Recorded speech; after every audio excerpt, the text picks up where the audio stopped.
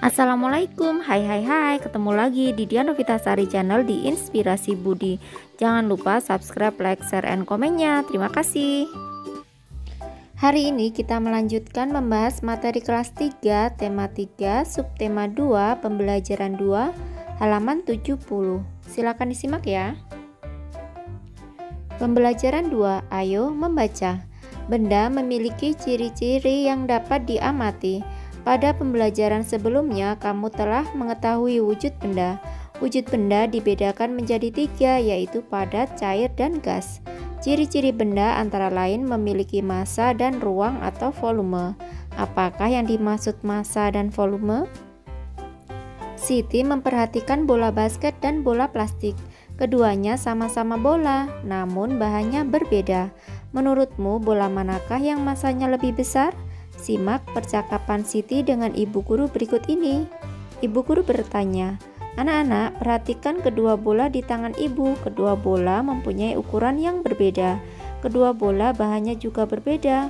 Menurutmu, bola manakah yang massanya lebih besar?" Lanjut halaman 71. Siti, "Massa, Bu? Apakah massa itu, Bu?" Ibu guru, "Yuk lakukan percobaan bersama. Letakkan kedua bola pada timbangan. Apakah yang terjadi? Coba lihatlah." "Udin, bola basket lebih berat, Bu." Ibu guru, "Benar, Udin, bola basket bahan penyusunnya beda dengan bola plastik. Bola basket terbuat dari karet sintesis. Bola plastik terbuat dari plastik. Bola basket lebih berat daripada bola plastik. Banyaknya bahan penyusun yang terdapat dalam benda disebut massa." Siti, "Jadi bola yang lebih berat memiliki massa lebih besar." Ibu guru menjawab, "Benar, Siti. Massa umumnya diukur dengan satuan gram atau kilogram. Massa diukur dengan alat di bawah ini." Nah, ini adalah gambar timbangan. Lanjut halaman 72. Ayo berlatih. Perhatikan pengukuran massa benda berikut ini. Lingkari pernyataan yang benar. A. Balok Y mempunyai massa yang lebih besar atau kecil dari balok H, yaitu lebih besar. Kita lingkari ya. Yang B. Gelas ukur yang berisi air mempunyai massa lebih besar atau kecil dari gelas ukur yang kosong, yaitu lebih besar. Yang C. Botol B mempunyai massa yang lebih besar dari botol A. Botol B mempunyai berat lebih besar atau kecil dari botol A? Lebih besar. Kita lingkari ya. Yang D. Bola yang kempes mempunyai massa yang lebih besar atau kecil dari bola yang tidak kempes? Kecil. Lanjut halaman 73. Yang E. 6 apel mempunyai massa yang lebih besar atau lebih kecil atau sama dengan 1 semangka. Oleh sebab itu 3 apel mempunyai berat lebih besar atau lebih kecil atau sama dengan 1 semangka, yaitu sama, karena sama berat timbangannya ya. Bawahnya, tahukah kamu berat dan massa mempunyai perbedaan?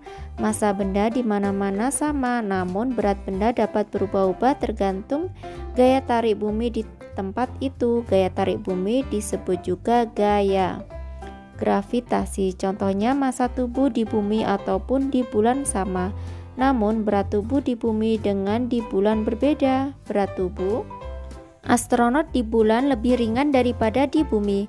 Dalam percakapan sehari-hari dan hitungan matematika, orang sering menyamakan istilah berat dengan massa. Seperti kita sering mendengar orang mengatakan berapa beratmu, adapun yang benar berapa massamu. Yang diukur pada timbangan adalah massa, bukan berat. Namun karena istilah berat sudah umum digunakan dalam bahasa sehari-hari, gravitasi di permukaan bumi relatif sama, sehingga penggunaan kata berat untuk menggantikan massa masih diperbolehkan. Lanjut halaman 74. Ayo mengamati. Selain massa, benda mempunyai volume. Apakah volume benda itu? Semua benda menempati ruang. Ukuran ruang yang ditempati oleh suatu benda disebut volume. Benda yang kecil menempati ruang yang lebih kecil dibandingkan benda yang besar. Hal ini berarti benda yang kecil memiliki volume yang kecil. Benda yang besar memiliki volume yang besar. Nah, berikut ini adalah ada gambar akuarium A dan akuarium B. Karena yang akuarium A itu akuariumnya lebih besar ya, dan ikannya juga lebih besar. Sedangkan akuarium yang B, akuariumnya lebih kecil dan ikannya juga lebih kecil.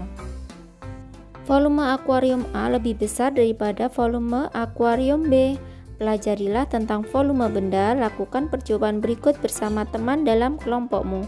Alat dan bahan: yang pertama gelas ukur, yang kedua benda padat yang dapat dimasukkan ke dalam gelas ukur, yang ketiga air, yang keempat balon 2 buah. Lanjut halaman 75. Langkah-langkah percobaan.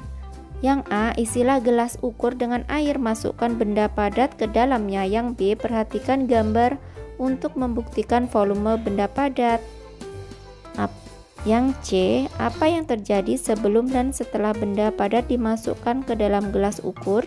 Tuliskan pengamatanmu. Alternatif jawabannya adalah setelah benda padat dimasukkan ke dalam gelas ukur, volume air menjadi bertambah. Yang D, isilah gelas ukur dengan air sebanyak 300 ml. Kemudian tambahkan hingga 600 ml. Perhatikan gambar untuk membuktikan volume benda. Lihat ya gambarnya ini ya. Yang E, apa yang terjadi sebelum dan setelah air ditambahkan ke dalam gelas ukur? Tuliskan pengamatanmu. Setelah air ditambahkan ke dalam gelas, volume air dalam gelas juga ikut bertambah. Lanjut halaman 76. Yang F, perhatikan gambar untuk membuktikan volume benda gas. Nah, ini ada balon yang belum ditiup dan balon yang sudah ditiup. Yang G, apa yang terjadi sebelum dan setelah udara ditiupkan ke dalam balon? Tuliskan pengamatanmu. Alternatif jawabannya yaitu balon mengembang setelah ditiup karena udara mengisi seluruh ruang di dalam balon. Bawahnya, kamu telah melaksanakan percobaan di atas. Coba kamu lengkapi kalimat di bawah ini. Benda di sekeliling kita terdiri atas benda hidup dan benda mati. Benda mempunyai 3 wujud, yaitu padat, cair, dan gas. Benda mempunyai ciri-ciri, yaitu memiliki massa dan volume. Ayo mengamati. Dayu sedang memperhatikan aneka bola berikut ini. Lanjut halaman 77. Pernahkah kalian melihat ketiga jenis bola tersebut? Tentu pernah ya. Dapatkah kamu menyebutkan ketiga jenis bola tersebut? Manakah bola yang mempunyai massa paling besar? Bagaimana dengan volumenya? Manakah bola yang mempunyai volume paling besar? Bawahnya, ayo mencoba. Kamu telah mengamati jenis bola di atas. Ayo coba memantulkan ketiga jenis bola tersebut ke lantai. Bola manakah yang memantul paling tinggi? Setelah kamu dapat menentukan bola memantul kembali paling tinggi, gunakan bola tersebut untuk berlatih memantul dan menangkap bola. Lanjut halaman 78.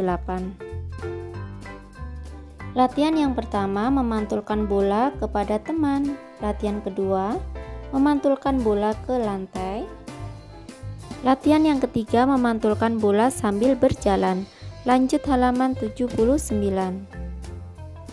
Ayo bercerita. Edo dan teman-teman berlatih memantulkan dan menangkap bola di sekolah. Ketika tengah asik berlatih, tiba-tiba Udin terjatuh. Kakinya sakit dan tidak dapat berdiri. Edo dan teman-teman melihat Udin kesakitan. Edo dan teman-teman segera menghentikan permainan. Kemudian Edo dan Benny menolong Udin dengan memapahnya ke UKS. UKS singkatan Unit Kesehatan Sekolah.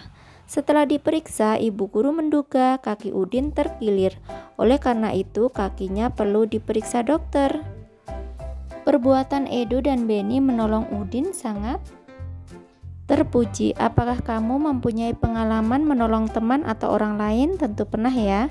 Ceritakanlah pengalamanmu di depan kelas. Simak dengan baik saat temanmu bercerita. Nah, ini adalah gambar Edo dan Benny saat menolong Udin. Lanjut halaman 80. Ayo menulis. Kamu telah menyimak cerita temanmu. Cerita tentang pengalaman menolong orang lain. Mengapa kita perlu menolong orang lain? Coba tuliskan alasanmu di bawah ini. Alternatif jawabannya bisa seperti ini ya. Aku pernah mempunyai pengalaman menolong teman atau orang lain. Saat itu ada tetanggaku, yaitu seorang nenek. Ia baru saja pulang dari berbelanja. Nenek itu membawa sejumlah barang seperti beras, telur, hingga beberapa sayur. Ia terlihat kesusahan membawa barang-barang tersebut. Aku pun menawarkan untuk membawakan beberapa barang. Nenek itu menyambut tawaranku dengan senang hati. Kita harus menolong orang lain karena pada dasarnya manusia tidak bisa hidup sendirian. Manusia membutuhkan manusia yang lainnya. Tolong-menolong juga menumbuhkan kerukunan antara sesama manusia. Bawahnya, kegiatan bersama orang tua dan siswa berdiskusi tentang contoh perbuatan terpuji. Diskusikan pula apakah menolong anggota keluarga, tetangga, ataupun masyarakat yang lebih luas telah dilakukan selama ini. Nah, kiranya cukup sekian dulu video pembelajaran kali ini. Sampai ketemu di video pembelajaran berikutnya. Semoga bermanfaat. Wassalamualaikum warahmatullahi wabarakatuh.